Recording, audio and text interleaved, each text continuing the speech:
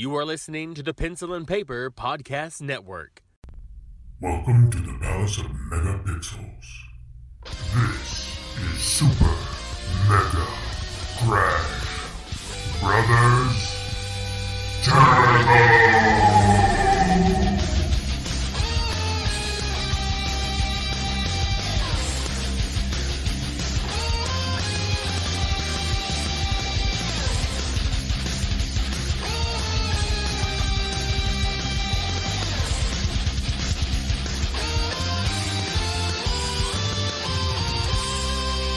Hello, everyone, and welcome to Super Mega Crash Brothers Turbo. I'm your host, Stephen White. With me, as always, is my co-host, Lacey Finley. Happy Monday. Boy, we got a show for you people today. There's so much. There's so much. There was so much. And it's going to feel like not a lot in the end, but there was so much. I think we've got plenty to talk about because I know what I got to talk about. I've got a few quickets myself just to kind of give you a little heads up there. Plus, I've got a story to go along with that that's going to connect to something later on. Like a full show, like planned, like just too packed. We're just cramming it all in. How to handle all that That's info. all right. Looks like I'm learning some stuff along the way, too. No, I'm just getting everybody prepared because it's going to be Buckle a ride. in. Yeah. Buckle in. As usual, I like to start Yes. the show with a little something, a little discussion. Little tidbit. Yeah, because I had kind of a flashback this week, and it was in the best possible way. Mm-hmm. Okay, so as I've mentioned before, we have a website now. Mm-hmm. You know, and there's all the content all in one spot. So again, if you want to go check that out, Go check out the website. Yeah. there's a link. It'll take you to all the things, and then you can click on your favorite thing. So if you want to just find Super Mega Crash Brothers Turbo, click it. There it is. Everything related to the show, it's all there. Even Right links there. to new or whatever platform you want to go to. Most of them, I'm trying to make sure I've got everybody covered, but it's not that easy. No, it's not. Well, a new platform comes out all the time, I feel like. So when I've been putting all this together, I made a decision at some point that I was going to put my artwork on the site too, and kind of separate that into its own little category. And then I was trying to figure out how do I want to approach it, how do I want to lay it out, and I've been going through the motions because at first it was just like, well, I'll just put this here, that there, and then there's drawings. There you go. You can just take a look at them if you want. But then, in the back of my head, I'm like, I want to explain it.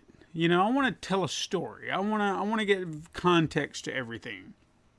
So slowly, I started putting up one page and this page, and I haven't put them a lot up right now. So if you don't see a lot in the way of art, there's a reason. Even the ones that I have posted, I'm even looking back on them, going, oh, damn, I got to rewrite this, or I got to rethink that, whatever it may be. But what happened as I was looking back a lot of this stuff is I'm trying to dig out a lot of my old notebooks. I don't remember what I wrote 30 years ago. Okay? Well, it's been a while. I would be surprised if you did. Like I impressed have, even. Yeah, like I have vague memories, mainly because I know the characters that I've created. I know certain story arcs that I was trying to point out.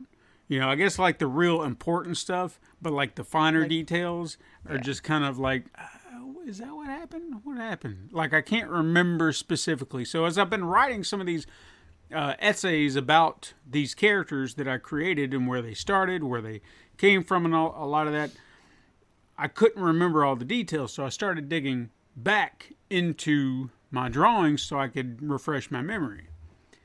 I came across something I didn't realize or I didn't remember that I had done. And it blew my mind to think that a kid at the age of 11 or 12 had the foresight and the creativity to do this. Okay? Mm-hmm. So, and this is going to sound really lame, but just understand this is from a child of, we'll say 12. Okay? At least 12, because I know it was in that range that a lot of this came about. So, at age 12, I had only created a character based on myself. Okay, that was just like wish fulfillment. It's like, I want to be like, ooh, look at me, I'm in a comic book and I'm a character and I'm running around saving people and whatnot. That was just wish fulfillment on that regard. In fact, fun fact, the character avatar of myself for this show is based on that design from these old little comic strips. So if you wonder why the flat top and the white shirt and all that, because that's what he was. Born of my youth. Yeah, it's just how it was. So he was all I had, and then eventually I had created, one or two other characters. They just kind of came about. They weren't things that I did, like I was just like, oh, I just need to create a new character. It was just like, I see something here and I'm going to create that. It's like it just spawned from another idea. Weird as that may be, I've realized that's what I did a lot as a kid. So, fascinating already that none of these characters really came just because I was thinking, it would be cool, this. It was just like, I wonder if I could create a kid, and then just get there. Yeah.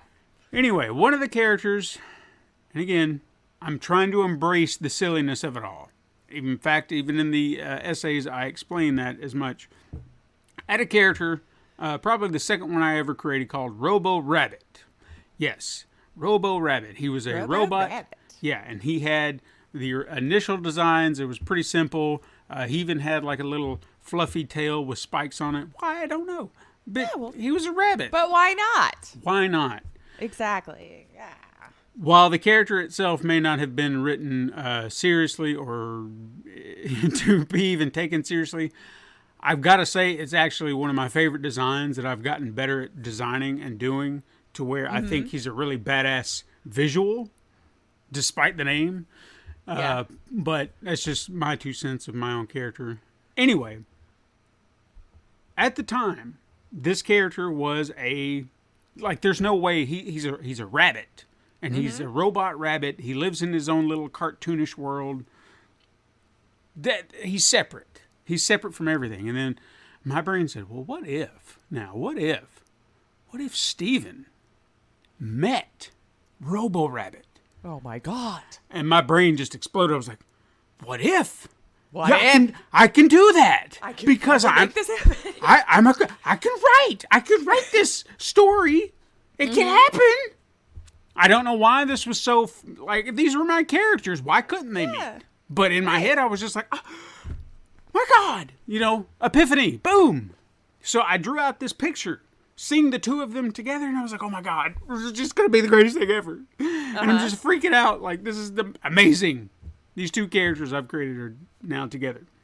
So how am I going to write this? Well, at the time, I had a storybook for my character, and then there was a storybook for Robo Rabbit, that 2 series, if you will, going on simultaneously.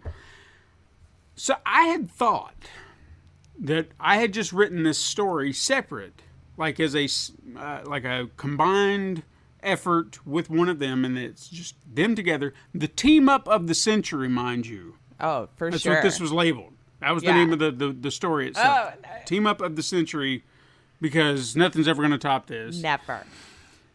And somehow this slipped my mind. I wrote and drew it twice. Oh. Twice. Storyboarding? Yeah. Once for Steven's book, and again for Robo Rabbit's book. So panels are almost identical when the stories are crossed over. But then you see Steven's side, and you see Robo Rabbit's side. Yeah. Nice. Yeah. Where did a 12-year-old boy think, I'm doing this? I'm going to do it twice. Because it's that amazing. And we're going to see it from both sides. If you look at my narrative structure at the time, I couldn't write for shit. Because a lot of those stories you just look at and you're like, Jesus Christ, man, what were you talking about? Well, you were a kid. Cut yourself a little slack. I do. But because I even talk about that as I'm writing. I'm just like, I get it. I know.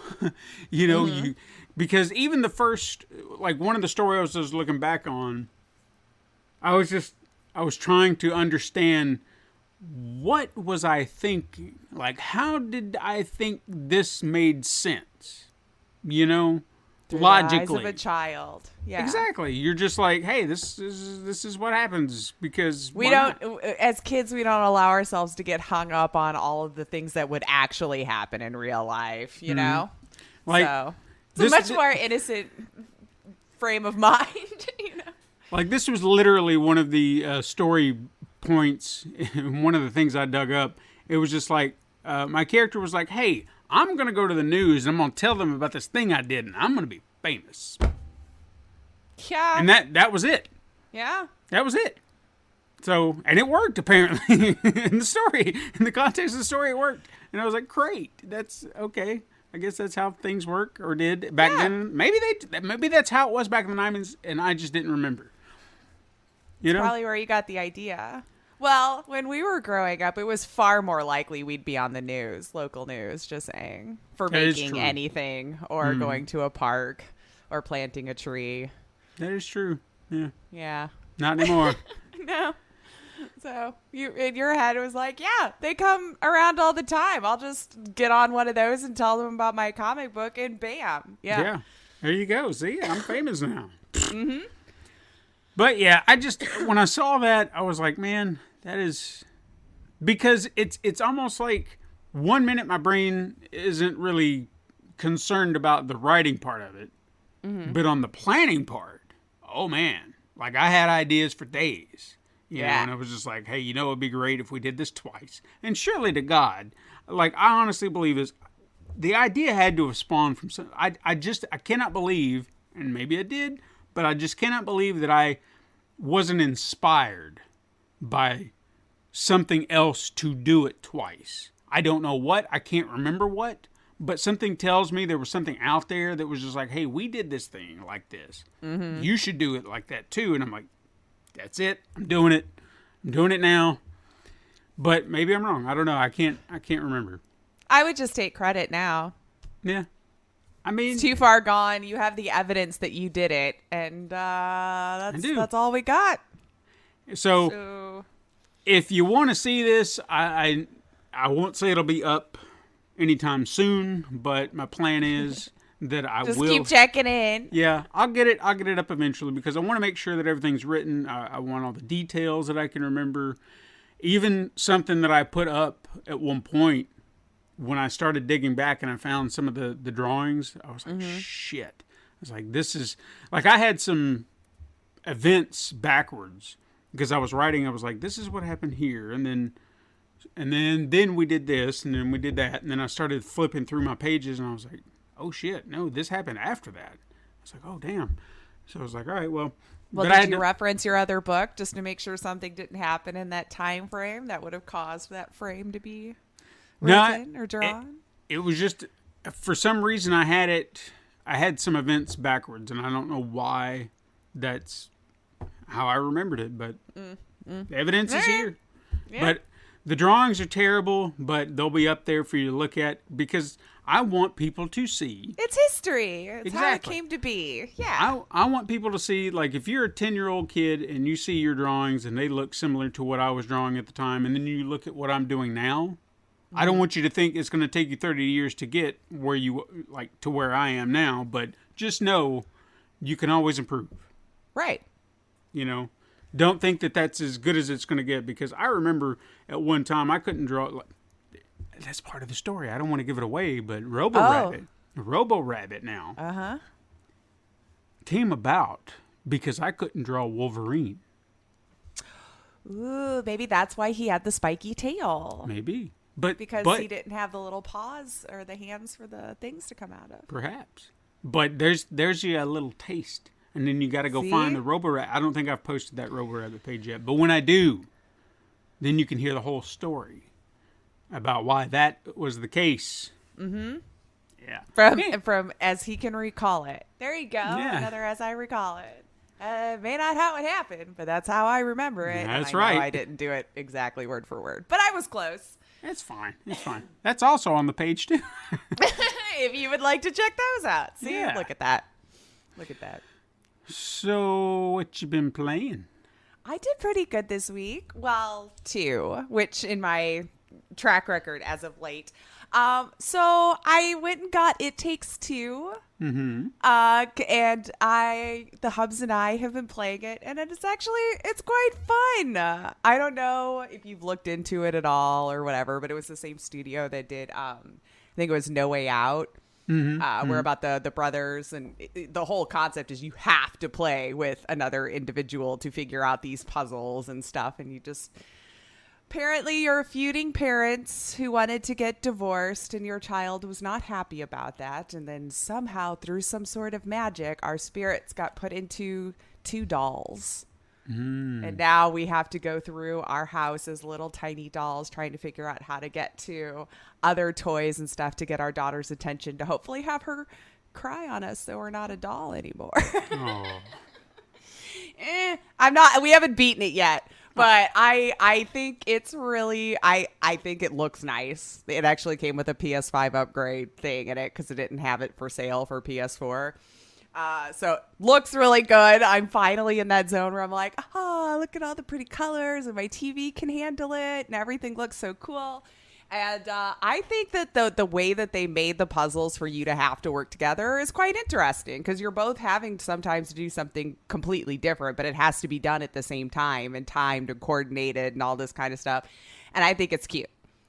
Nice. It still has the downfall of the wonky camera with like 3D platforming kind of situations. Like nobody can get that camera right. It pisses me off. Like if you're not going to let me control it when we're moving, don't allow things to be in the way of the camera so I see nothing. It's just the way it turns. Sometimes there will be something right in my camera and I'm like, I literally can't even see my character anymore. Mm-hmm. I don't know where I'm jumping. Can't see because I don't have control of it. So still to this day, nobody's nailed that.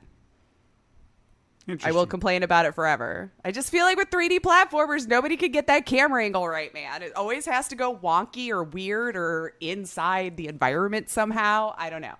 Yeah, it's complicated. It's frustrating. I want to just move it on my own, and there's only certain scenes where I can't. Mm-hmm. Where it's completely, you have to work together. You're in this puzzle now, so it's on him, or it would be on me. But it's super cute. I enjoyed the story. I think it looks great. And if you were looking for like a couch co-op game and wasn't sure about this one, I recommend it. I'm enjoying it. And I think he's enjoying it a little more than I thought he would.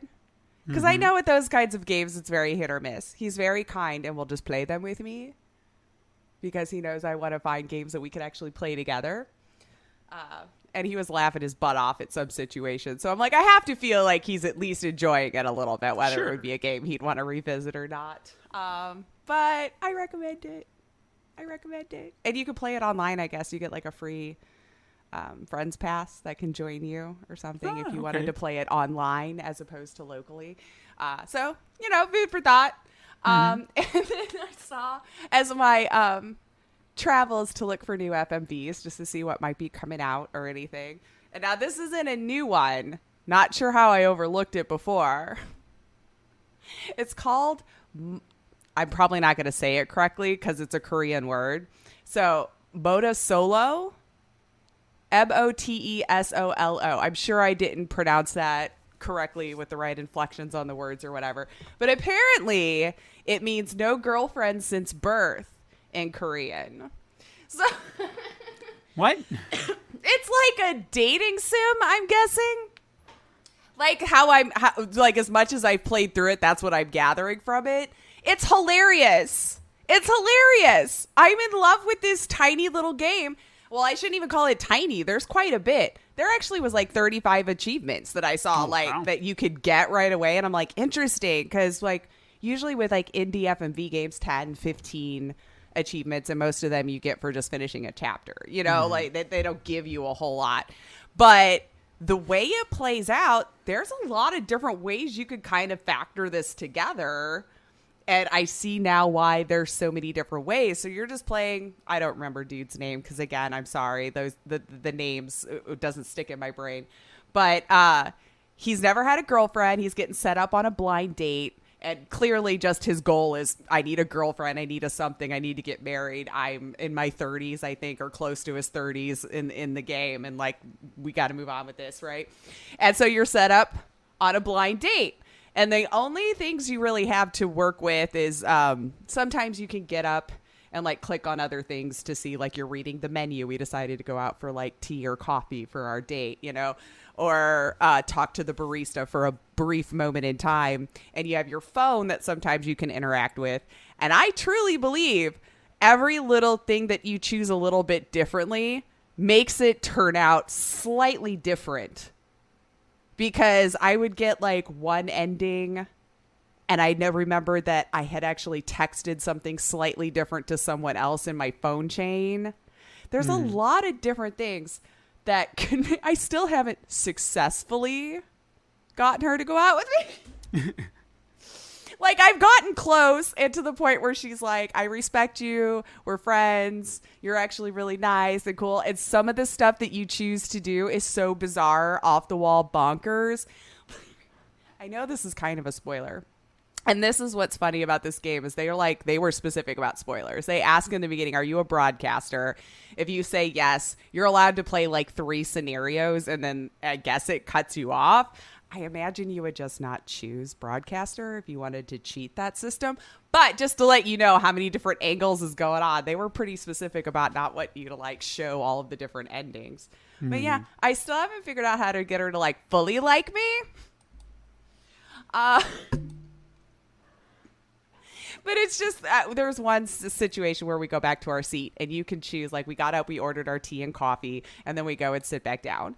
And you could choose, like, humorous and chair, or, like, just sit down like you normally would, just go sit back at the table, or fun.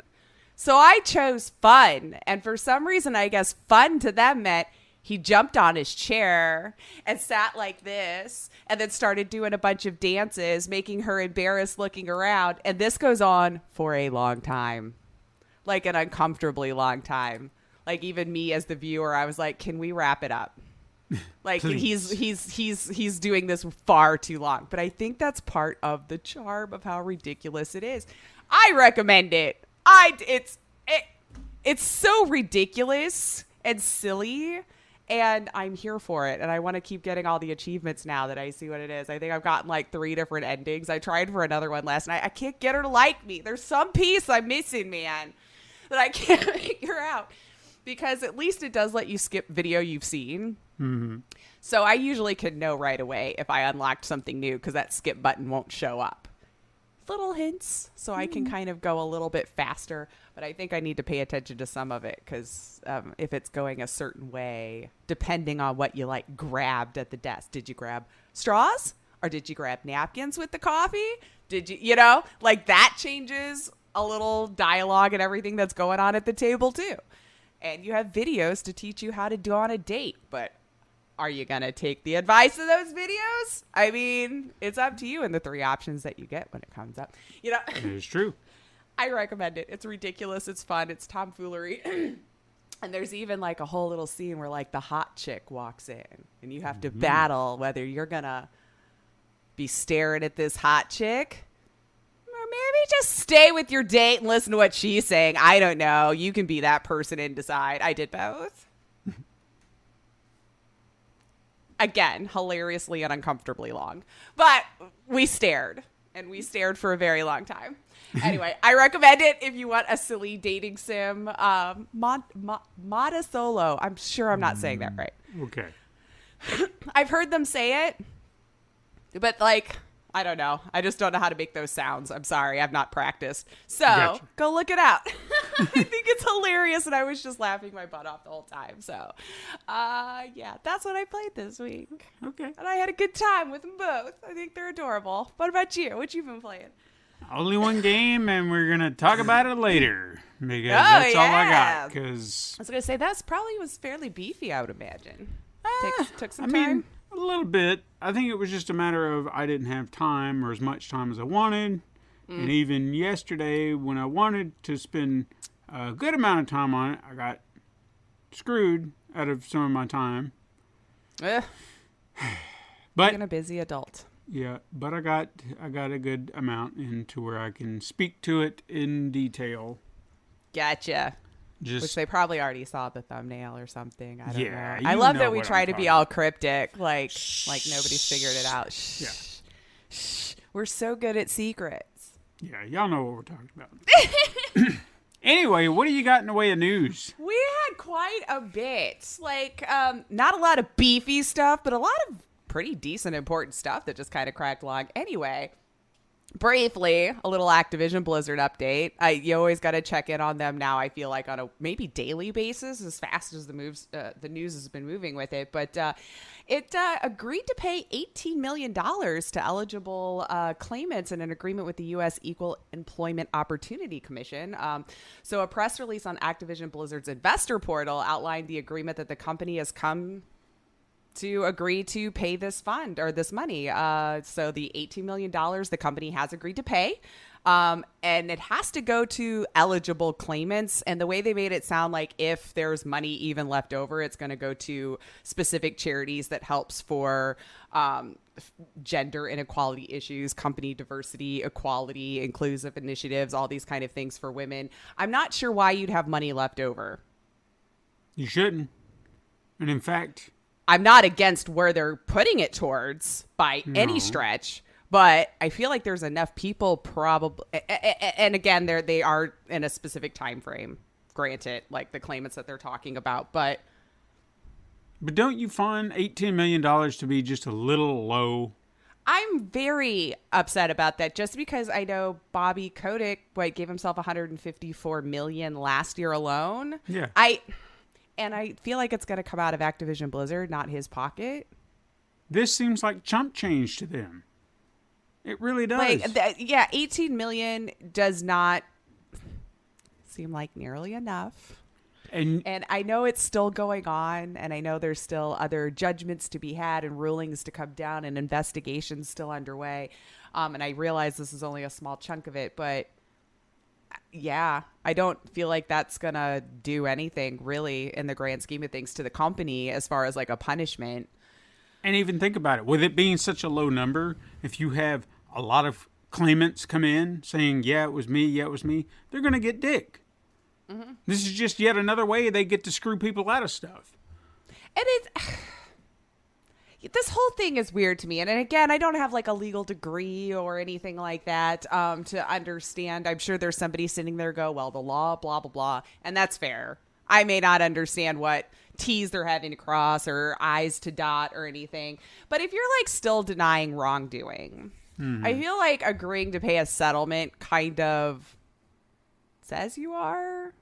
Maybe that's just my opinion. I don't know.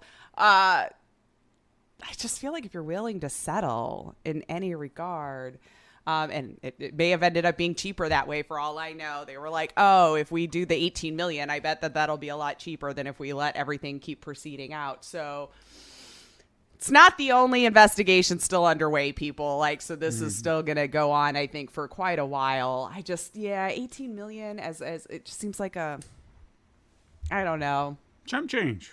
It for a company like that makes billions. Yeah. It just, and I know that there's a separate side for what the entertainment, I guess. And then there's actually Activision Blizzard. So I'm just trying to cover all bases from like the chatter that I hear. Well, what about, and then this, like we realize there's a lot of moving parts, but I still think that's not harmful enough. I don't know.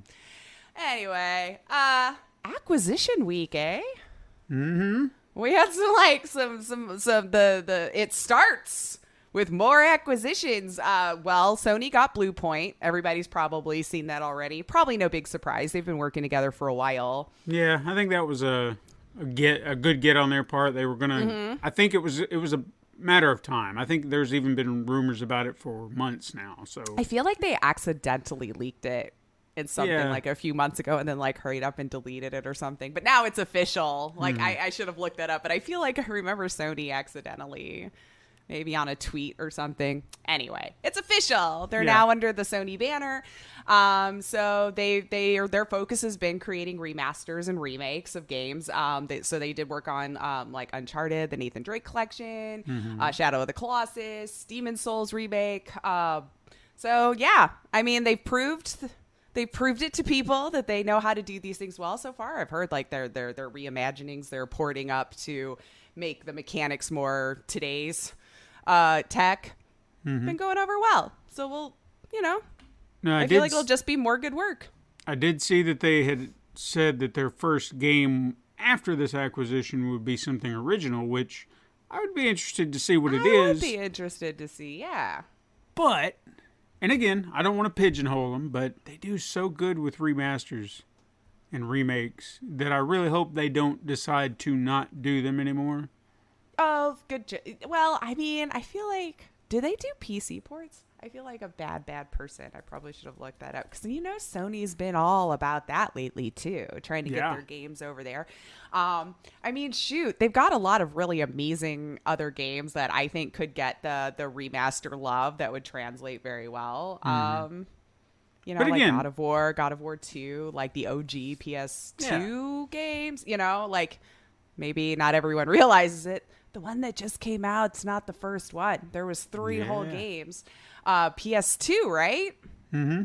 Was the era when it came out, right? Yeah. Yeah. And I know they did some stuff for Vita for God of War and everything too. So I don't know. Let's see. But I'm all about the original ideas. Oh yeah, for sure. Now, I'm very excited if someone says they've got like a new idea. Let's see it. Let's hear it. Yeah. Don't get me wrong. I'm not saying don't branch off, but this one thing that you're really good at, I'd like you to keep doing that while you do this other stuff too, because you're so good at this.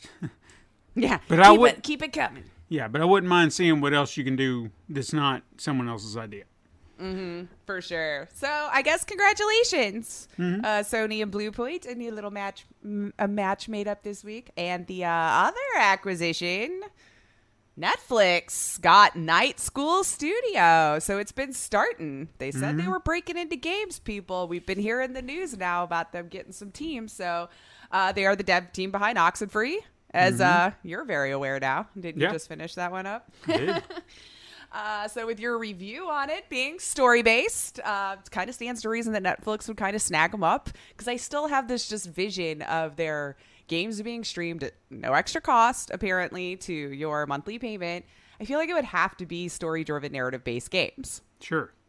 Unless I'm missing a piece of them selling us some sort of hardware as a controller that I don't recall reading. Or they just haven't said it yet. I can't imagine they would be selling any extra, because they've not done that yet.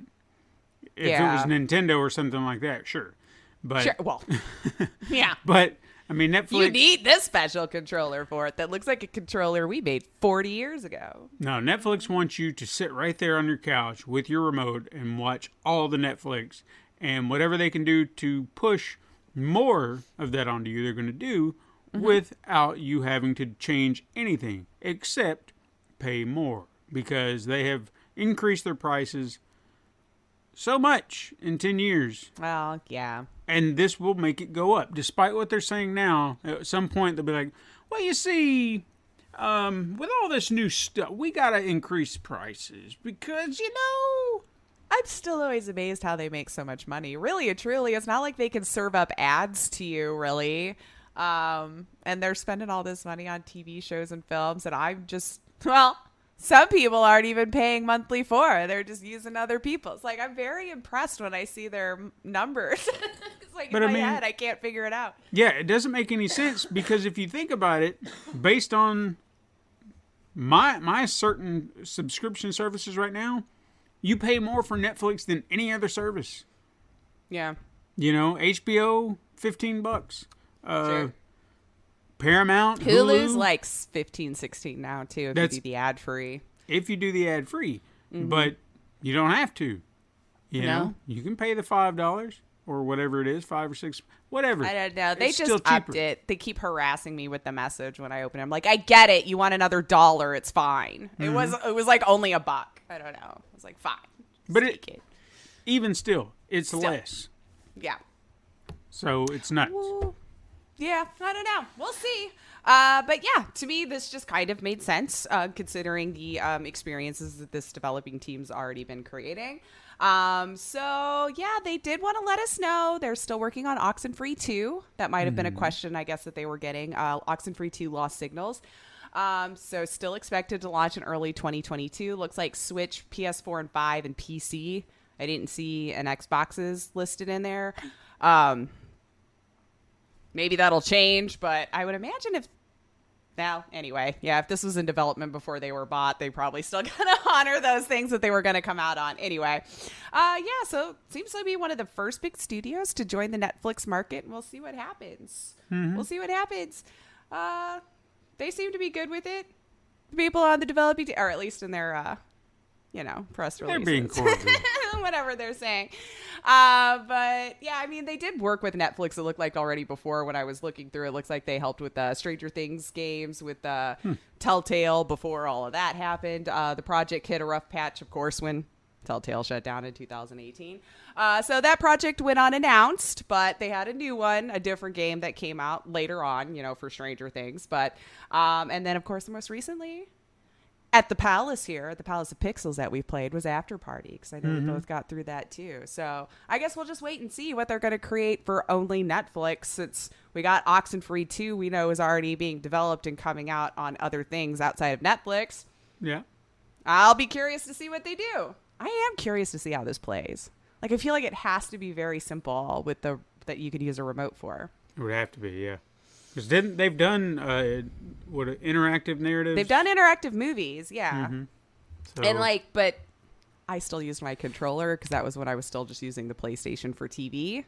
So it was still easy for me to choose left or right or whatever. I would imagine regular remote these days. And if you think about it, that might be one of their hooks. Play it on your Xbox or play it on your PlayStation or does Switch have? I don't know. No, I don't think Switch has Netflix yet. In any case, they could sit there and say, hey, play it on your console, and then you've got a controller. Boom. That's true, too. Yeah. Because, that's what I did with the interactive movie. I can't imagine much harder mechanics coming out than that. We'll wait and see. Wait and see. Dude, I'm telling you, I don't know why people are playing Amazon's New World right now. I'm so terrified every time I keep reading these stories. Apparently it's bricking some more GPUs, man. And I'm I would be panicking too hard to let any game brick a GPU in today's climate. Finding even a garbage GPU right now has been impossible, or you're going to pay through the nose for it. Reportedly causing some more issues once again. Since we've read about this since its beta launch last July. Many players were having problems with it as it was bricking. Specifically, the EVGA RTX 3090 seemed to be the one most affected by this, and they were tied to the game's menu having an uncapped frame rate, which led them to eventually cap the frame rate on Amazon's end. So it was a group effort, you see, because remember, EVGA also said they had a bad soldering issue. So between the two, it just got bricked. We thought we fixed it, moving on, but the game had its full release here on September 28th. And more reports started to come in, unfortunately. This time, EVGA RTX 3090 and Gigabyte's RTX 3080 Ti listed as graphical settings in the titles, causing a high load on the GPU to spike, which caused the game to crash, or graphics cards to just flat out quit. Just quit. If I was a player, I think I would have to leave it alone. Yeah, if I was a player, I'd be looking at Amazon saying, you know what, you owe me a GPU. Well, and with EVGA reporting that they had a few little problems themselves, I don't know. It's sounding like Gigabyte needs to look into what happened. They probably already are. I'm being dumb. I'm sure they're already what? But it just seems like maybe some of these graphics cards that are coming out maybe came out too soon, too rushed, and then they didn't have their things checked. I don't know. But if I were you, I would be way too terrified to lose my GPU in today's day and age, because I couldn't even tell you if you could get a garbage one anytime soon. So, but if it's not bricking your GPU, people are really having a good time with, though. It's breaking records for concurrent players. And it's been so long since we've had a legit MMO brand new come out. I imagine that's helping it. I mean, it had 700,000 concurrent players, and I want to say even over 800,000 at one point, that they're constantly adding servers to try to keep up. So if it's not bricking your GPU, you're having a really great time. If it is, well, you're not playing much of nothing right now, are you? Mm. Could you imagine? Because those cards are like $1,500, and then and if you had to pay scalper prices because that's just who you are as a person, you decided to go that route. You paid probably $3,000. No. Oh my No. God! No. Let's see here. Twitch. Hmm? Pay to win. Maybe now. Did you see this? No. Okay. All right. So you know how we've been hearing a lot of streamers request some sort of like decent discoverability feature on Twitch. That's kind of been one of the biggest things that they've said. It's kind of like a kingmaker program.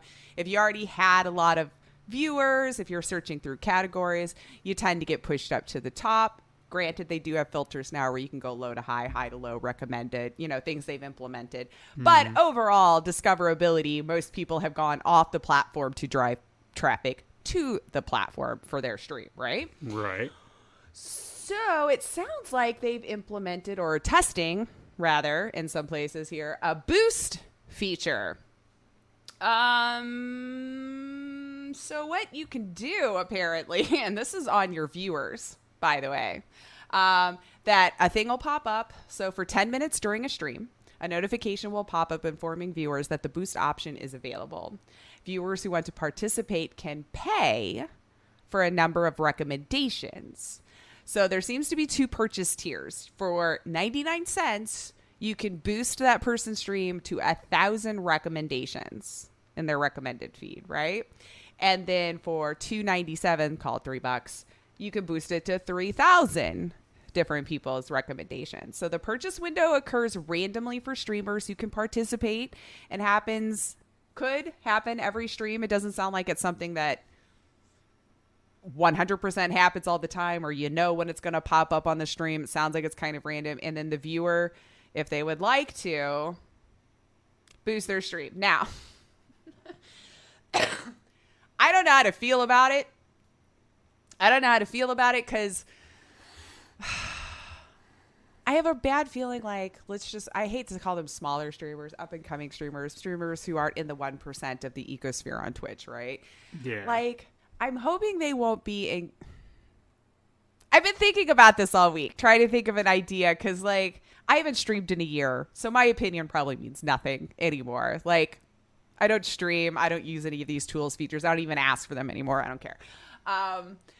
But I still feel like that money is better spent for the viewer to put it into you. Yeah. For your content and supporting what you're putting out. Maybe people will click on it. I mean, I'm not saying it sounds like it's bad overall. I don't know about milking your viewers to boost your stream when I would think they would rather support you. That's my hang up. Because all you're doing is paying for the possibility that they get more people. Yeah. Because it doesn't, it's not a guarantee of anything. Nope. You giving them that money is a guarantee. They can put that back into the stream. 100% goes to Twitch. Yeah. At least like with your subs, it's like a 50-50 split or something. But from what I'm looking for, that $1 to $3 or whatever it translates into your money, globally, none of that's going to the content creator. Jacob Rossick, though, who's the project manager at Twitch, said this program was born from the feedback given from the community. So as I had mentioned earlier, people have been, even when I was on it, we're asking for more discoverability features on the platform. Streamers wanted more opportunities to have their stream promoted and wanted it to be meaningful, he says. So keep in mind, the streamer, as I've said, does not receive a dime of this, but they think that paying to help a creator grow their community will be worthwhile to their supporters. Honestly, what are your thoughts, siblings? Like, I'm conflicted about this. I feel like this whole pay to win thing is just not a good idea, but the whole hierarchy of how, like, you get built up on Twitch, it's the freaking views, man. Yeah. Like, whether they're real or not, you almost need them to boost you up to get any kind of eyes on it. I don't even know that it has anything to do with quality of content anymore. You could be an amazing content creator, But if it's not getting in front of the eyes on the platform, like nobody's thinking to click on it and nobody's going to scroll 30,000 pages down, or, it's a weird thing. Yeah. I don't like it. I wouldn't do it. That's just my opinion. I just hope they don't encourage that instead of like subscribing or something that's actually benefiting you, the individual who is creating the content and taking the time to do all this stuff for people, and because you love it. I don't know. I mean, furthermore, you could go to Twitter and do the same thing. Be like, hey, this streamer right here, I love this person so much. And you'd have the same amount of chance that this would have, that you're paying for, to get someone else to follow it or to check it out. You may get one person, you may get 100. Who knows? But the chances are equal. Yeah. I'll have to see. I guess they've been testing it a little bit, and it seemed like what few little comments I could go through, from the people who I guess had it as a feature, as a testing for it, were commenting like, yeah, maybe I saw like a couple of people come in and maybe chat, but are they sustainable? Are they going to be around? That's when they could be like, oh, well, it's on you then to keep them interested and entertained and all this kind of stuff, which is fair, but not every content's for everybody. Yeah. I don't know. I think maybe their reputation as of late, when I'm seeing something like this, my brain instantly defaults to just bad things. Like you're just milking the rest, what's left that's coming to your platform, for money. Anyway, they did actually implement some safety features, though, in response to like a lot of the hate raids and stuff that we had been seeing happen late. Last I heard was that, that they still had the lawsuit going for the couple of people that they thought might be involved. So they did add where you can opt as the streamer now to put in phone verification or email verification, which you can set that has to be done before anyone's allowed to chat, which if you're someone who had the hate raids, that seems like that could be a good feature to utilize. I've not used it, but forcing a user to have to do that extra authentication, I think could help. Or at least because some people, if it's not a simple thing to just keep recreating a thing, they're not as interested anymore. Like the easier you make it to sign up, which could be a double-edged sword, I guess, if the viewer thinks it's too much work. But and apparently, and I don't know that I even realized this, that you could have up to 5 accounts allowed on like one phone number. Huh. So if you're the type who would like to set it to where they need to verify their phone to be able to chat, that can mitigate ban evasions, apparently, is what they're claiming. Because then if you already have that account with that phone number blocked, any account they try to make with that phone number still cannot get into your chat. I don't know if they can still see it. Like, I feel like that's always been the case. I can still view. I just can't interact or do anything. So you can also make it where we've had it before. If you wanted to do it, they need to be a week old, or they need to follow for a certain period of time. And you can override it if you want as a streamer as well. You can make people VIPs, or if you have a subscriber that's brand new and you want to just let subscribers go ahead and chat no matter how old or new they are. Seems like there's a little bit more freedom there to do it. Although if you are a streamer still on the platform and are utilizing these features, I would love to hear your thoughts. Is it simple? Is it easy? Have you found an instance where it has worked out as intended? I'm just curious, because like we've been asking for, or they had been asking for things like this for a while. Have you seen a decline in viewers for new people? Like, has it made it too hard for people to want to go through the whole process? It's a new thing. Let's see how it works out. And are you excited about it? Sure. I feel like I would totally want that phone number every time. Like, you don't get it, but like to authenticate, which would probably be why I don't grow anymore. Because I'm like, what? If you would talk to me, you got to jump through all these hoops. But I just wanted to have fun, Just wanted to have fun. So I have a few little quickies. Okay. But they were like, okay, so they're a little longer than quickies, but weren't long enough to be news. Gotcha. So, whatever. I was going to try to think of a cutesy name on the fly. I'm too tired for that. So, Konami set to revive a few games, apparently. Castlevania apparently is in the works for being remade.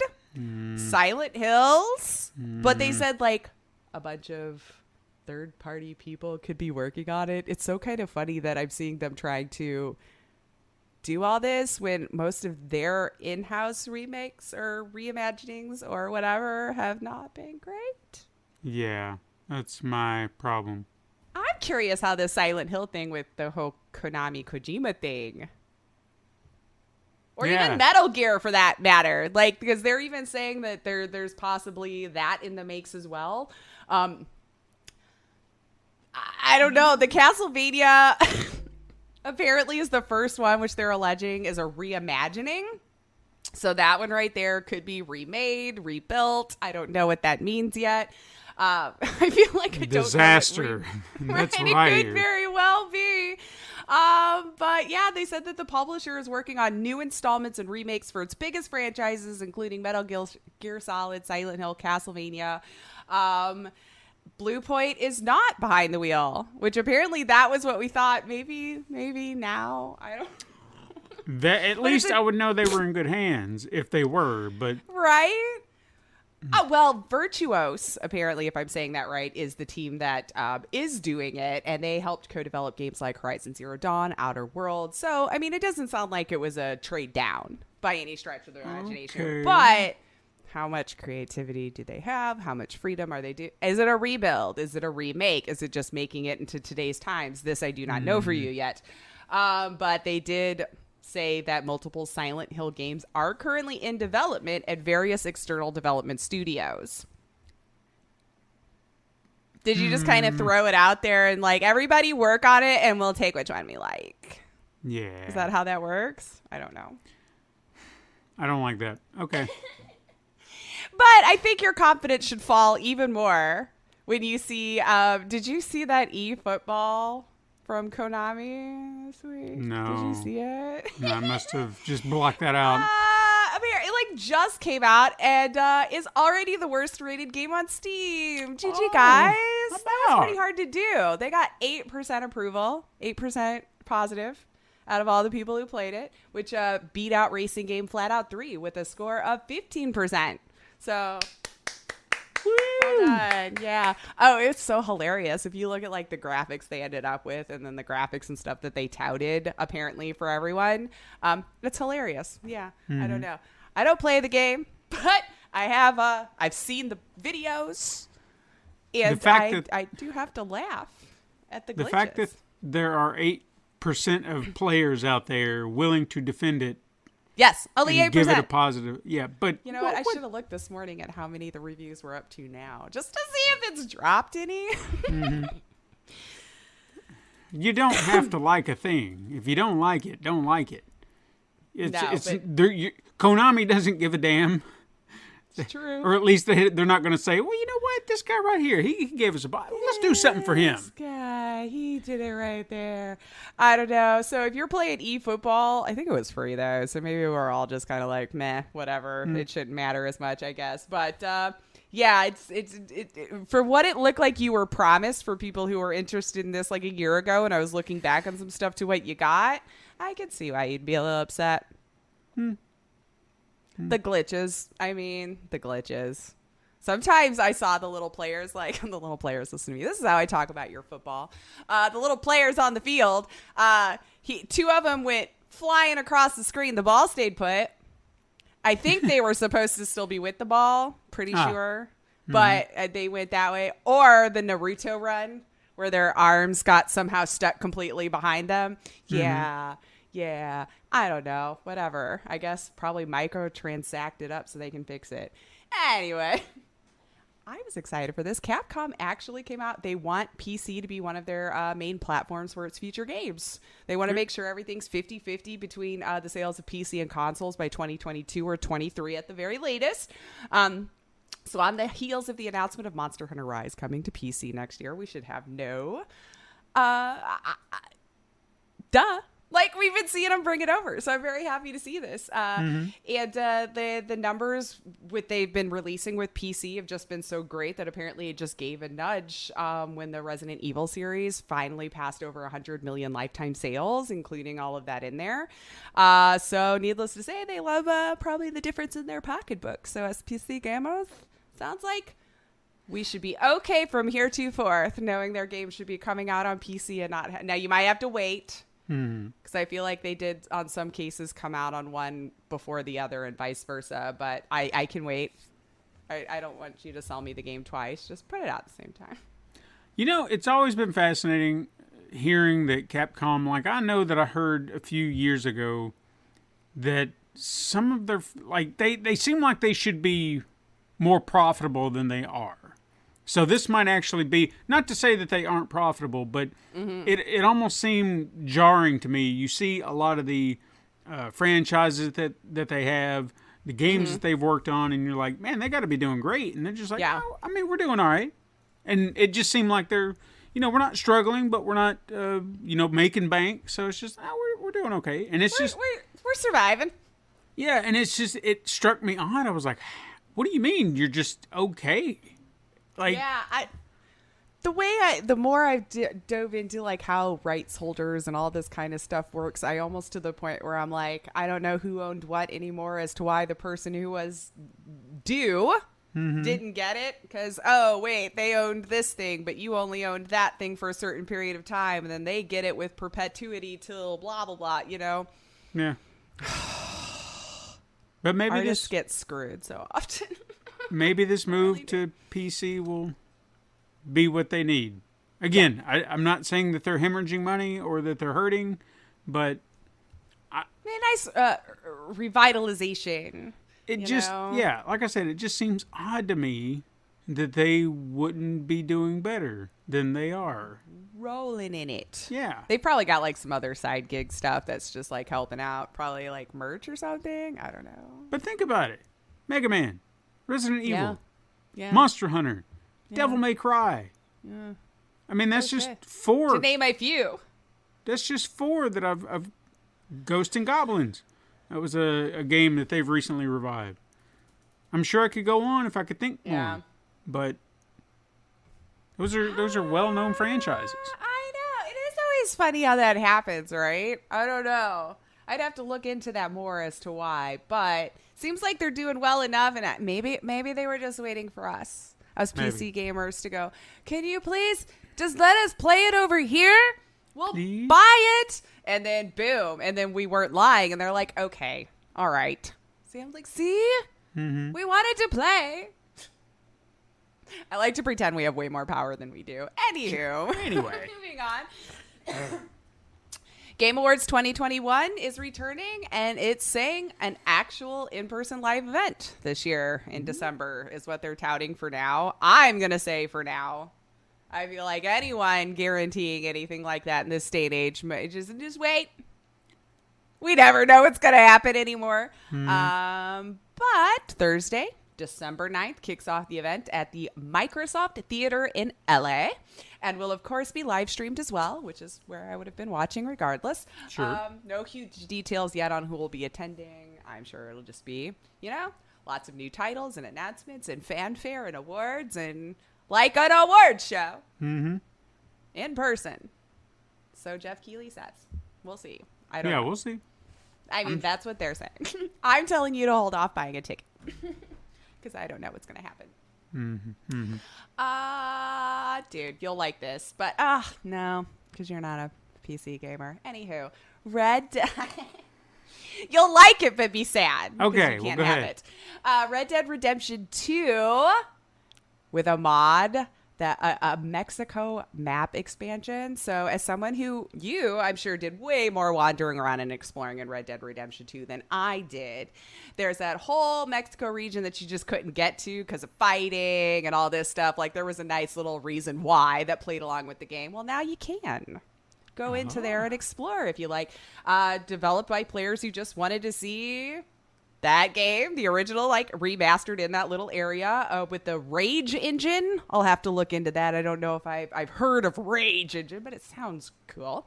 So Nuevo Paraiso was the area, right? Is part of the world in Red Dead Redemption 2, and now it was only accessible apparently through exploits, but I don't think there was really anything over there. They're like, you saw stuff that was getting started maybe over there, and then just like, meh, So you'll see boxes and hay and crap like that hanging around, but that was it.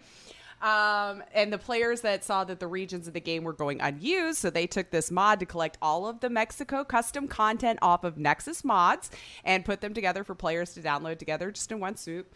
If you kind of remember the story we talked about a while ago, with them doing collections on Nexus, they even added some camps to let him rest in. Make camp when he got tired. You get a little camp. So you couldn't enter Nuevo Paraiso before because it was just too dangerous because of the rising threat of the revolutionaries and the dispute between that and the United States. And, sure. But there were elements apparently of already weather and textures and the like over there, so they said, "Screw it, let's make it a whole thing and make an expansion." So the article pointed out, and I feel it's a valid point. If you want it, go download it now because Take-Two is not very friendly with you recreating their works, putting it out there in mods and stuff like that. They have DMCA'd people in the past, so if you want it, grab it. Fair and enough. Fast. Because they might take it down because who knows, they might have had a plan to do that or something, and then this will hurt their pocketbooks. Which is fair if they were wanting to do something like that, but still. If they were going to do something like that, I feel like they would have done it by now. I mean, it's been a while. It depends on maybe there's just some tiny detail with it being this engine or something that, modders went, it's going to take them a minute to get to the legalities of this thing. But I don't know. They may just not have seen either. I don't know what news comes across their feed every day. Yeah. If they're following all of it. But yes, again, if you were wondering, it is for PC players. Unfortunately, they do all the modding. Well, just so you know, you made me want to play this game again. I do too now. But I only got it on PlayStation also. So I'm just saying, I didn't get it on PC. Just in my head, I'm just sitting there thinking, oh, yeah, that was kind of a cool little area. And, the little city and the train coming through and riding my horse. And then there's alligators. And then, yeah. It's a great game. It's a great game. It's just fun to just ride around and do whatever. I know ever since I read that, I was like, man, now I kind of want to go back and play it. Mm-hmm. Probably never will. Ooh, but is there a PS? I'm so glad I do gaming news and keep up to date on things. Is there a PS5 upgrade for Red Dead 2? I don't feel like there is, but I could be wrong. Maybe. I think so. I feel like I would have seen that. Oh, yeah, because this article is still asking, is it ever going to get a makeover, or do you need to hold your horses? Says this article. Ooh, that's cute, kind of. The puns and stuff. The puns. So not yet. Okay. Anyway. I have one last little one, and I want us all to choose to believe it's real because it's adorable, okay? Okay, don't choose violence. Good things can still happen in the world. Sure. So this is just a fun story. So an elderly couple had posted an ad on Craigslist looking for a PlayStation tutor. So this couple really wanted to play The Last of Us 2, and they were getting, apparently, I guess, insanely frustrated with the controls and just learning how to play. So the Craigslist ad was like, my husband and I, who are senior citizens, need a personal tutor to come to our home and teach us how to play PS4 games. Particularly, we want to play The Last of Us 2. We're having trouble. We are senior citizens. Need a person who knows how to play games and how to work with controller, and someone who is patient and can teach without judging us, without getting frustrated or irritated for about 2 to 3 hours. We want to enjoy the diversion. It almost sounds like they probably asked like a grandkid. So they were like, you know what? We want someone who's not going to get pissy that we don't understand the controls, and just to give us time to help learn it. I know I saw a bunch of people saying, oh, this is probably fake. But it's totally possible it's true. Apparently another Redditor answered and responded to the ad. And I hope that they learned how to play and that they enjoyed the game. I don't doubt that it's not real. I guess I'm just curious, what triggered this desire? I don't know.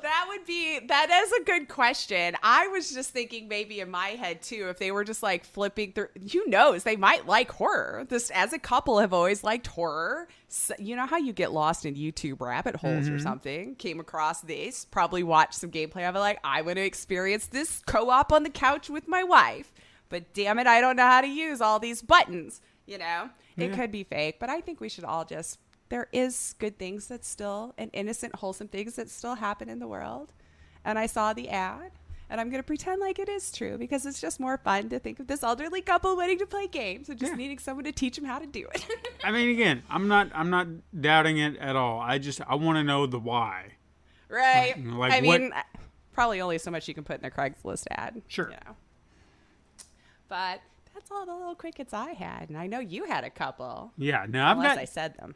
I've got two that are related, and look, it may just be for me, but I'm hoping that other people out there could be just as excited about these announcements, because this goes back to my childhood in some way.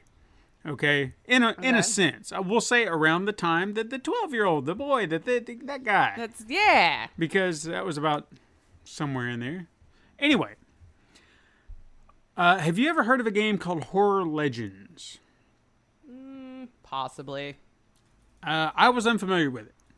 I've never heard of this game whatsoever, which, you know, is, I don't know if there's a reason for it or not.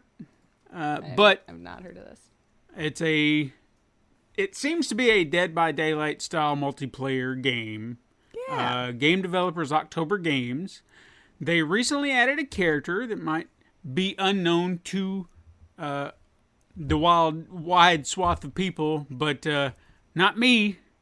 Radu Vladislas from the Subspecies series from the Full Moon franchise. If anybody remembers Full Moon Entertainment, this is... Oh, man. He's from a movie called Subspecies 2, 3, 4, and the upcoming 5. They added him to the game. That's a deep cut that I'm not in on. Yeah. I was like, oh, that's cool. Now, granted, I don't know if I would play the game. Maybe I should. It just came out too. Yeah. September 24th. But I was just like, that's pretty awesome.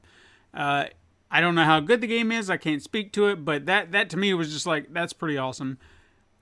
Then, after seeing that, as I said, Full Moon Entertainment, it was kind of a thing that I grew up on in my teen years. That same company, October Games, has made or is in production of a game, a Puppet Master video game that will be free to play on PC in 2022. Puppet Master, Blade, Pinhead, Tunneler, Leech Woman, 6-shooter. Ooh, but wait, I thought Dead by Daylight had Pinhead now. No, not that Pinhead. Oh. That's Hellraiser Pinhead. Puppet Master Pinhead is a little dude with a little pinhead. Oh my god, I thought you hand. moved on, like you were naming all of these games that were coming out, and I was like, Jesus Christ. Okay, sorry. I was talking about Puppet Master characters. Again, this is a film franchise from Full Moon Entertainment or Full Moon Pictures or whatever the hell they're calling themselves nowadays. Puppet Master was like one of my all-time, still is one of my all-time favorite things. And they're making a game out of it. I don't know what kind of game. It seems like it's been in development for like 10 years. So it makes me curious. Yeah. But the fact that they're saying free to play, dude, I would throw money at a Puppet Master game if it was high quality. Why free? That's what I'm curious about too. Is it going to be mobile? They said PC. Okay. They said PC. Well, PC could still microtransact the crap out of people. So too. I hope. I don't know. I hear free to play and I instantly think like they're just going to hit you up the entire time for money. But let us not assume. Sure. Because you, my dear, may have an opportunity to ask them personally. October Games may be coming on the show in the next couple of weeks. Ooh, fun. Let's see. Mainly because questions. Yeah, I took a chance to ask if they would be interested because they're working with some of my favorite franchises. You know that I was like all crazy about it. I was like, dude, yeah, this would be awesome. So Yeah. if we work it out, we'll be sitting and chatting with them. All right. You can ask them all these things. Why free? All these burning questions. So yeah, that was my little sneaky. Look what we did there. Look at that I didn't even get to know. You guys Yeah. don't realize I go into these blind too. Hey, I like to surprise everybody. I like to surprise even you. That way you can be like a proxy for all the excitement everyone else has. Right. They'll be like, oh my God. That everybody should be having. It's amazing. Fun. Well, Yeah. we'll see. I'll have to look into that.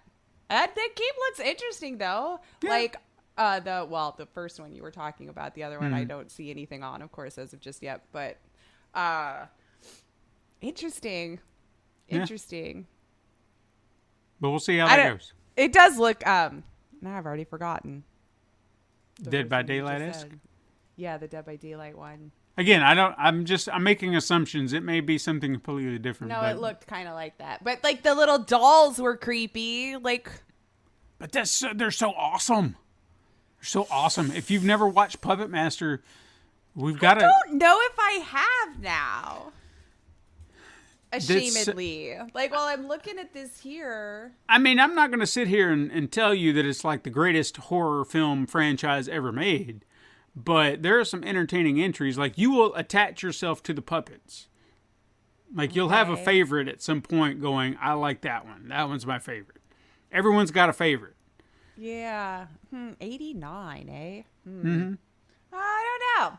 Maybe I have and I blocked it because I was still too young and it creeped me out. I don't know. I do remember blocking out some horror movies I was too young to watch. If you have time and you just, like you're feeling like, and you can find it, don't pay for it or anything like that. I know it's got to be out there somewhere, but I'm sure it is, yeah. if you can find it on a platform and you're just like, what the hell? Why not? It's a fun time. It looks like one that I would have watched. I ain't got no class. It's all right. It's all right. These are the ones that I gravitate towards, where they look like really dumb and silly and like probably no chance in hell it should even be scary. But I enjoy them. Yeah, it's just a lot of I fun. don't know why I wouldn't have. Anyway, all right, pinned for the future. Good. Excellent. Well, I got nothing. Okay, you want? Well, I got lots of stuff, but we don't need to keep, Nah. Do you want to all review? that. I do. Okay. I'm actually very curious to hear about this one because I've still been on the fence.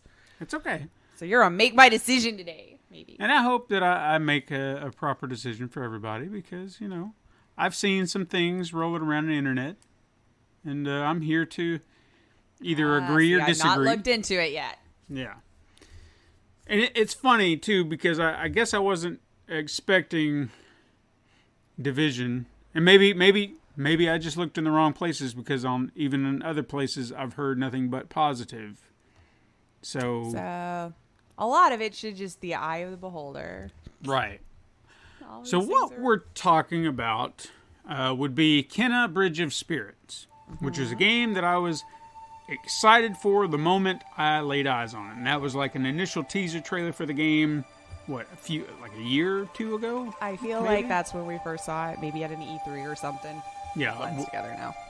When I saw it, I was spellbound. The art style was unlike anything I'd ever seen with a video game, because you usually get these very particular graphics. You're like, oh, that looks pretty cool. But this looked like something completely different. I almost assumed that what I was looking at was a cinematic cutscene, and that wasn't actual gameplay.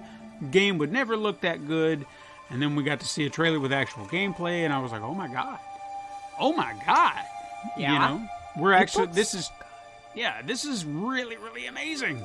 Yeah. So I became even more enamored, and I really wanted to play this game because it just looked so good. But with any game, looks can be deceiving, and it can be a dud. And I'm usually hesitant to buy a new game because of that very thing. You don't know. Right. There could be something game-breaking. Cyberpunk 2077. I mean, it's a lot of money they're asking. Yeah. Yeah. Just keep that in mind. That's exactly why we get hesitant about video games, because of shit like Cyberpunk. Yeah.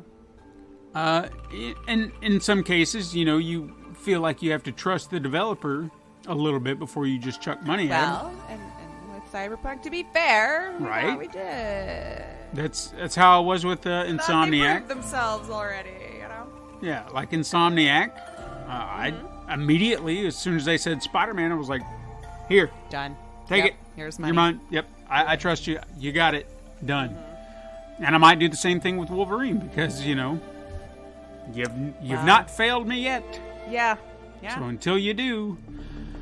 But anyway, with this game, I wasn't familiar, all that familiar with the developers. But I threw caution to the wind and trusted my instincts and said, hey, you know what? I think this would be a great game. Why not? They're give it a shot, taking yeah. a lot of love and care into the design. Surely to God, the game will not be a disaster. So were my instincts correct? That's what I want to know. I'd like to think so. Okay. But with everything, I can be a little critical, Sure. And I've seen the criticisms from other reviewers, especially those that were, in my opinion, unjustly tearing the game apart. Like, I heard some pretty vicious things that just didn't add up to my perception and my experience. Now, I do have my own criticisms, but at the same time, I do want to defend Ember Labs at the same time, against what I would consider unfair criticisms. Okay. And a little disclaimer, because as I was doing some research into Ember Labs, I came across something. I am defending the overall team, but I am also aware of allegations against the company. Oh my God. No. What? Oh. Okay. Not depending. There was an allegation against the company by former designer Brandon Popovich, who stated that a year ago the company did not fully compensate him for his work. They claim they did. I don't have all the facts. I can't say whether or not his claims are true. Is it still ongoing, I guess? This was announced maybe like last year. Oh, about a so year it ago. Could still be. That all this was happening. Yeah. I don't know. I don't have the facts. I can't speak to it. That's not what I'm talking about. So they did or didn't. Right now, I don't have an opinion on that. That's not what I'm defending. I'm defending the game they made. And whether or not the criticisms that they've been getting are just or not. In any case, Kenna Bridge of Spirits is Ember Lab's first video game, yet the company has actually been around since 2009. Their primary focus has been animation, with their most notable piece being Majora's Mask: Terrible Fate, which was released in 2016. I remember that short. Like, it didn't ring a bell until I looked into it, and then I was like, I did watch this a few years ago. So if you don't remember it, or maybe you've never seen it, go check it out on YouTube. Majora's Mask: Terrible Fate. It's, like, visually just stunning. Really good? Yeah, stunning. So having that knowledge, it's clear why Kenna does look so amazing. I mean, this is what they've been doing. So they know how to design characters. They know how to design the art, the worlds. So obviously it was going to do that. But that knowledge also explains certain faults the game does have. Okay. Now, one universal criticism I've seen tossed at this game is that it's like fill in the blank. Whatever game that they want to say that it's like, I've heard, well, it's like this game, or it's like that game, or it's like this, or it's like that. There's a lot of comparisons to other games. Me personally, I got Zelda meets Tomb Raider vibes because of certain ways that you traverse, your combat systems, just the kind of fantasy element to it all. Is that a bad thing? No. Not necessarily. I mean, that's not really a comparison that I ever thought I would see in a game, two mishmashed type of genres. Would it be nice to play a game with a little bit more originality? Sure. But, like so many things nowadays, tell me the last thing you ever saw that was wholly original, that wasn't based on a book or another thing or a remake of something. Or a mechanic we already used, or maybe reinvented a little, put your own spin on it. But You can't tell me that the games that you play all the time. You don't get, Assassin's Creed, well, it's kind of like this. Or, I mean, you can argue that, we'll say Assassin's Creed Valhalla and Red Dead Redemption 2 are two sides of the same coin. Big, sprawling open worlds that you get to explore just in different time zones. But, I mean, you're doing the same things. Yeah. Riding horses and fighting people. Shoot. Yeah, what's the difference? You're going to sit there and compare shit. I mean, and to that effect, how many times every time that a new game is coming out, do we hear, well, it's like Dark Souls? Oh my gosh. My yes. God. That's one of the most ripped off genres as of late. I feel. Yeah, and I'll be honest, the moment I hear, well, it's kind of like Dark Souls, it's just Dark Souls-esque, I check out. I'm done. Yeah. I don't want to play this game because I'm so sick and tired of hearing, well, it's like Dark Souls. All right, well, you've lost me. Well, then go play Dark Souls. Yeah, exactly. I don't know. So it's, to me, being compared to something like Zelda is not a bad thing. In my book, if they'd have said this is like Dark Souls, I'm out. Yeah. I would have checked out in a heartbeat. I wouldn't want to play it. Okay, Returnal, Dark Souls-esque. I stopped playing. I gave it a shot. You did, yeah. I gave it a shot, but I can't do it. My mindset is just like, I don't want to play this. I want to have fun. Well, and it's different type of fun. Yeah. We don't like things to be extremely brutally hard that I'm just going to be pissed off the entire time. Some people enjoy that challenge. It's fair. And I do love a challenge, but not to the point where it's just like, the game's just flipping me off the whole time. And then, since I never really play those, me trying to get them, it's like it's hours to do one thing that probably any other gamer would just get through in a half hour or something. So I'm just like, you know what? Yeah. But to say, those games are not for me, and like I said, a Zelda comparison is not a bad thing. I'm having fun with this. I have had fun with this. When I actually got to sit down and play it and just absorb it all in, it just became familiar, but in all the best possible ways. Because it's like I'm having fun exploring. I'm having fun, seeing the story. And all those comparisons really reflect on the structure of the gameplay being presented. Okay, we've got kind of a linear open world with some, I don't want to say Metroidvania, but kind of aspects tossed in. That's where I kind of compared it to Tomb Raider, like the new Tomb Raider, because you would have that linear path you'd kind of go through, but then you'd always kind of come back around to something. And then you could probably unlock something later on. And now you can do this puzzle. It's very much in that same way. Plus, you've got the climbing mechanic, which I think some people would say, well, that's Uncharted. I got it, but for the sake of... There's been climbing for a while, so... Yeah, for the aspect of what I'm trying to compare it to here, Tomb Raider made more sense. Okay. The combat kind of has a hack and slash quality to it, where you just... Okay. Never really feels innovative. You know what I mean? You're just button mashing. We've done this. Ha ha ha ha ha. Now you can change it up. You've got like a bow and arrow that you can use for range combat. Ranged action, yeah. Which you have to use for flying enemies and things like that. Just kind of help that out. You've got a bomb that you can chuck. Again, Zelda qualities. Right. And that can... I could see that too, a little bit of the plays that I've seen as well. Just like even the style maybe of how you're moving through the environment. Yeah.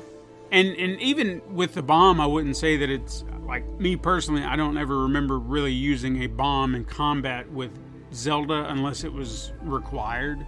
And there are some here that you could say are required. But I could also see myself kind of using it to my advantage here in certain situations. For example, I did this move, which actually netted me a trophy, which was completely unexpected, but I was just like, all right, awesome. I love those. Yeah.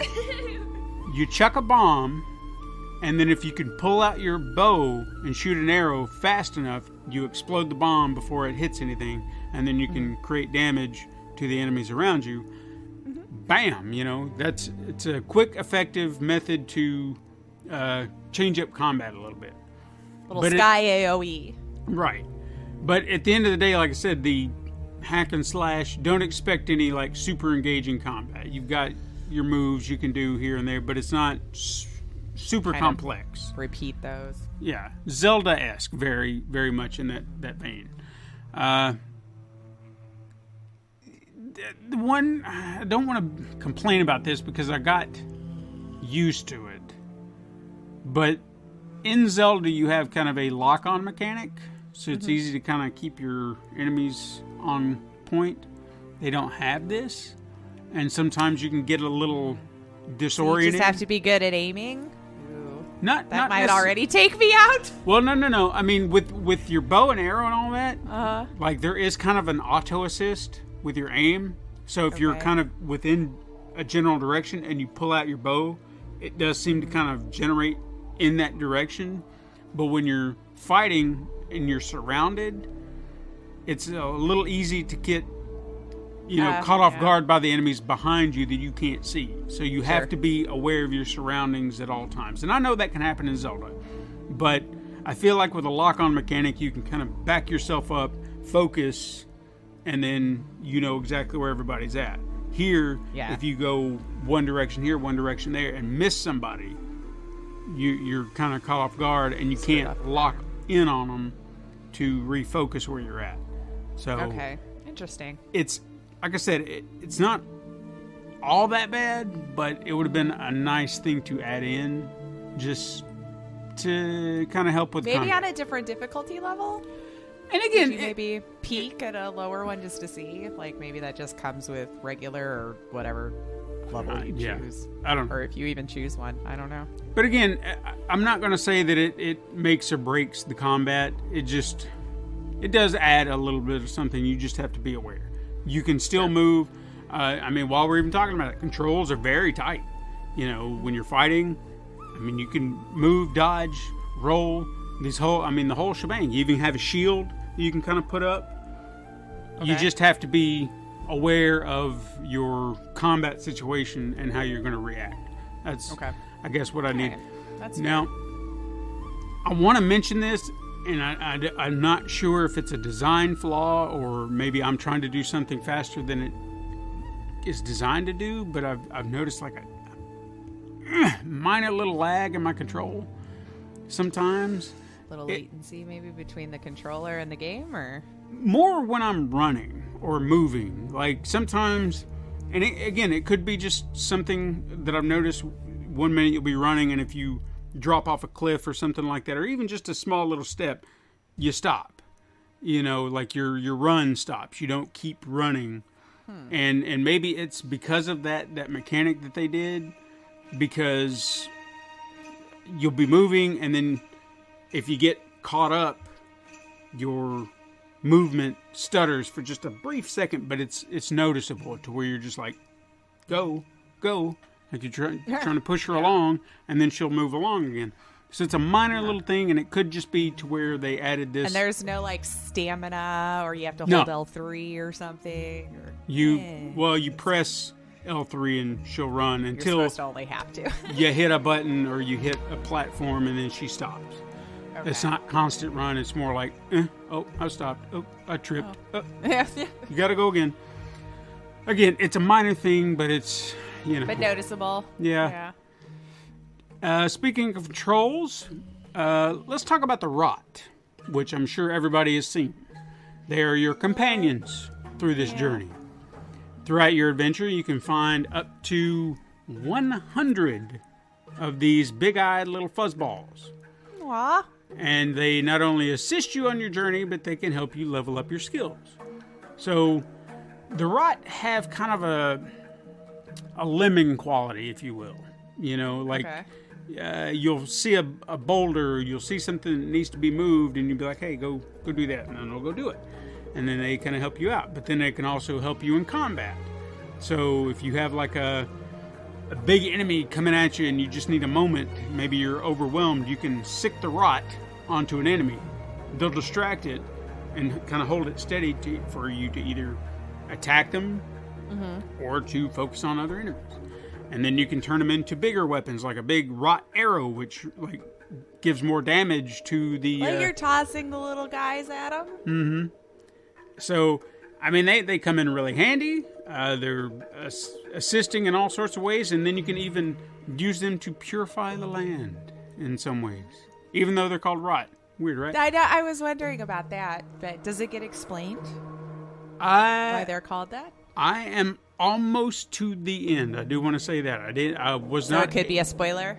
So maybe not? I don't know. Okay. But that is a question that I had. But I wasn't able to finish it like I wanted, but I'm very, very close. Very close to it. So we'll just say if I find out, Maybe? we'll figure it out. I Question don't know. mark? But it is, yeah, it did strike me odd, rot. It just seems like a Gotta be a counterproductive. reason. Because they're so cute. And every time you find one, they just look at you with their big eyes and give you a smile like The that. damn eyes get me every time. And then you can put hats Just on them. fold. You can put hats on them. You know, you can buy them a little top hat? You can get them a top hat. You can get them a unicorn hat. You can get I them want a it to be all dapper with like Get a 'em. top hat and a monocle. cowboy hat, a baseball hat. Nah.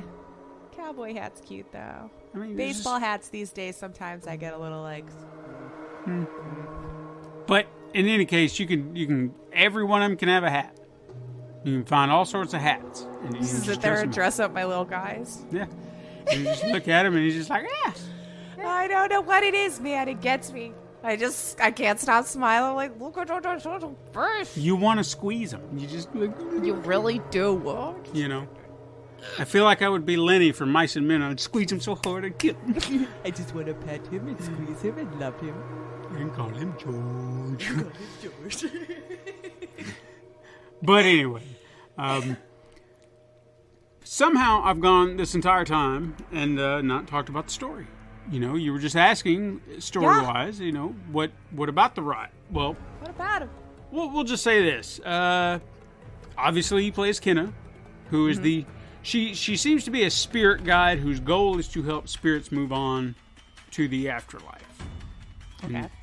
Bridge of spirits. You get it? See, she's the bridge. She's the link. She's the bridge. Now, anyway, she is on a journey to a sacred mountain shrine for personal reasons that I think I know, but I'll just say, Could be to be revealed. yeah. As she goes along, she realizes that the path is blocked, and then to get there, she needs to help other spirits within this.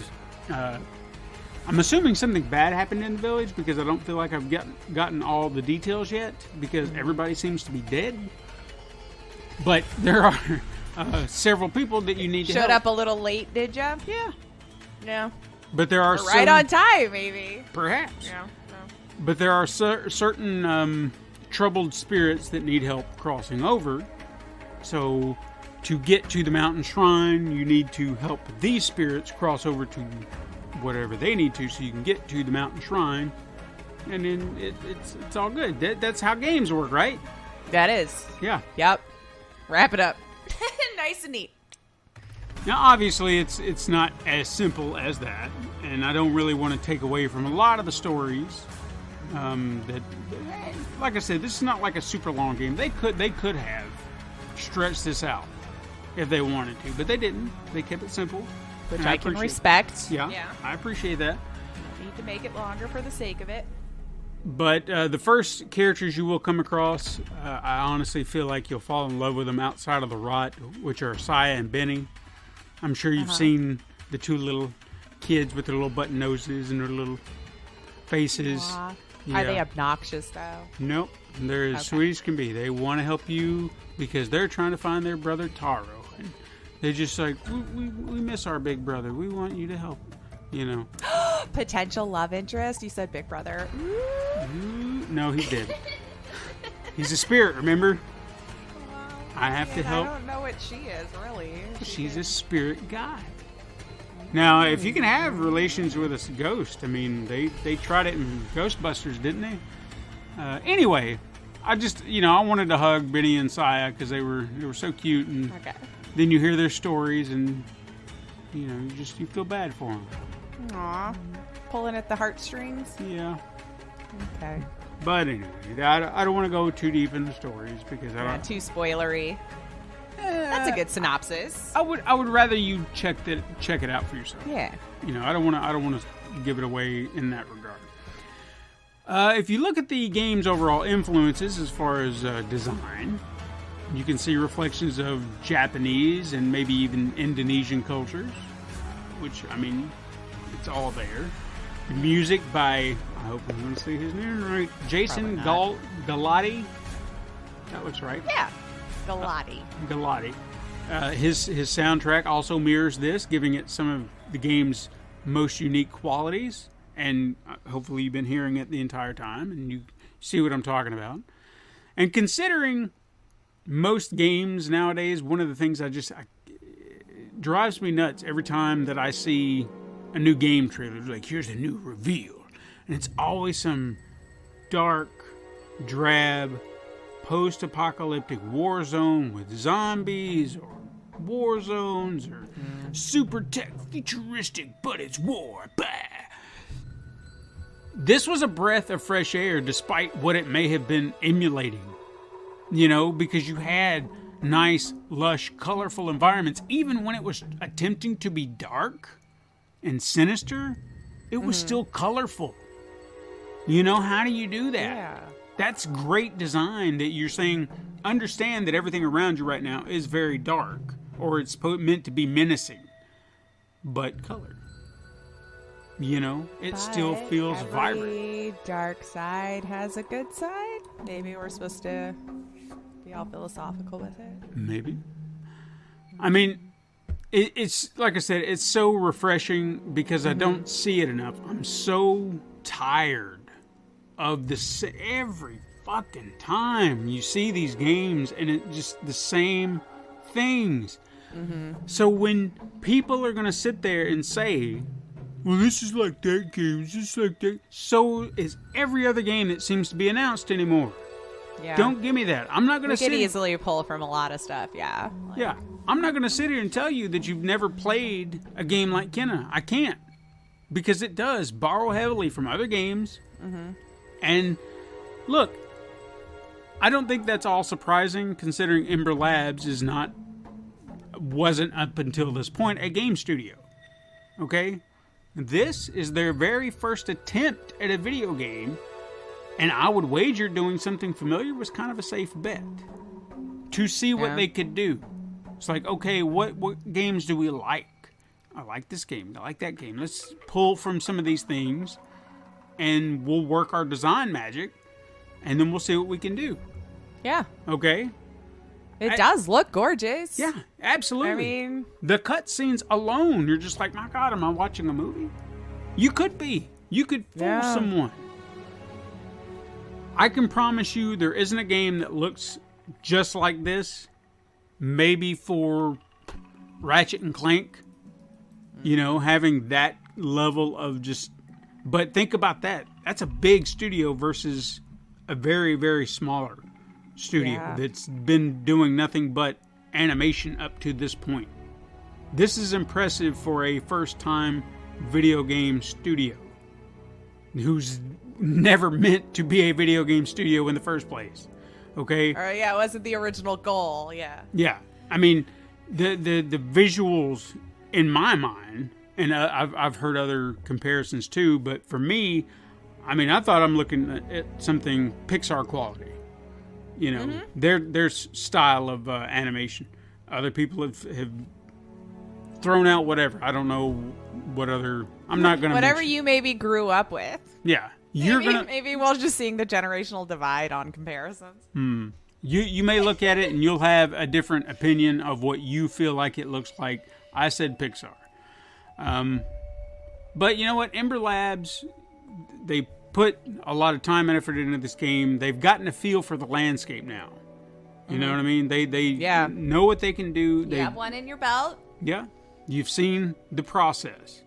So now, this is where the team needs to follow up with something with a little bit more originality. Okay?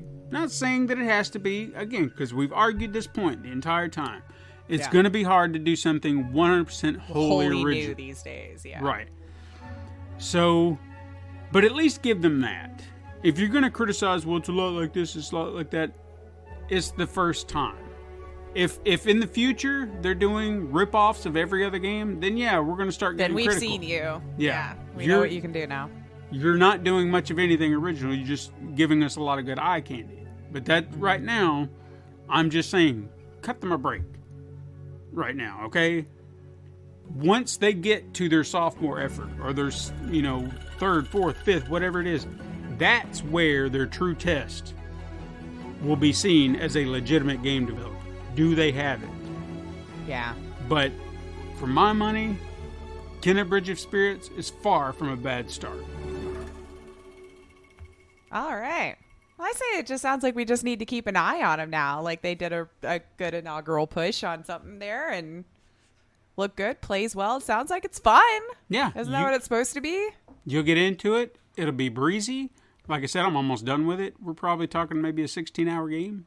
Would you say it's an original story at least? Oh, for sure. I mean, there's probably shades of other things in there that I could pull from, but again, what isn't you? That was my point. Like, if you have like kind of a new story that's going on that you haven't seen before, so who cares if it's borrowing a few mechanics from here or there? Because I feel like games just do that. Yeah, and it's engaging enough, to where you're gonna feel for the characters that you're following and that you want to. So.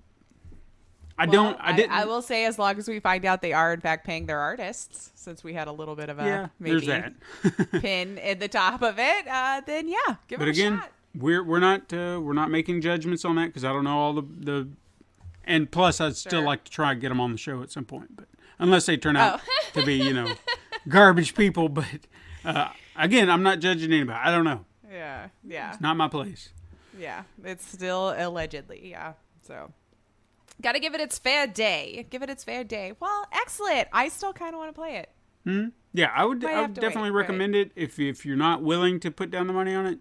I get it. Sale, maybe. Wait if you want, but I think it was.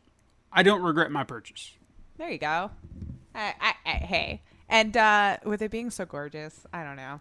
Well, I'd give it a C. Now, if the ending is a complete letdown, then let me know. Okay. But I don't know. It sounds like something I would definitely enjoy. Maybe a little further on down the road. Sure. Maybe a little further on down the road. Excellent. Well, that's our show, I guess. Yeah. Mm-hmm. Hey, yeah. Don't forget, you can hit us up sometime on Twitter at Super Mega Crash. You can send us an email at Super Mega Grash. See, guys, I can't even say it. I don't even know how to say the title. At supermegacrash@gmail.com. You can find us on Instagram to view the weekly icon art that Stephen puts his time and love into. You can also support the show by liking and leaving reviews on your preferred platform and even going to patreon.com/Pencil and Paper Productions. You can tell your friends to find the Pencil and Paper Podcast Network or just search Super Mega Crash Brothers Turbo wherever you listen to your favorite podcasts, and even youtube.com/Pencil and Paper Productions. And we have a website, as we've been talking about. So go check that out as well. pencilandpaperproductions.com/Super Mega Crash. And then while you're there, maybe browse around. Links down below. Thank you so much for listening. I am Lacey O'Finley. And I am Stephen White. And you can join us again next time, Super Mega Crash siblings. But until then, game on.